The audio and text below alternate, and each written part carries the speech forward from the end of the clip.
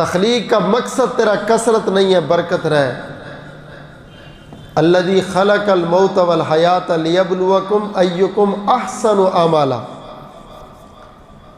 فرمایا ہم نے انسانوں کو پیدا کیا، زندگی اور موت بنائی، ہم دیکھنا چاہتے ہیں احسن عملا، تم میں سے اچھے عمل کون سا کرتا ہے۔ یہ نہیں کہا اکثر عملا، زیادہ عمل کون سا کرتا۔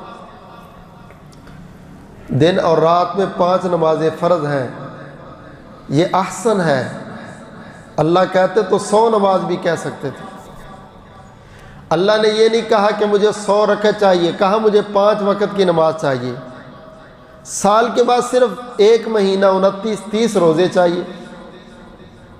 اب ان کے اندر آپ دیکھیں کثرت نہیں ہے، یہ روزانہ نئی نئی نمازیں بنانا، نئے نئے اذکار بنانا، نئے نئے درود بنانا، اور اتنے 1000 دفعہ اور اتنے لاکھ دفعہ پڑھو۔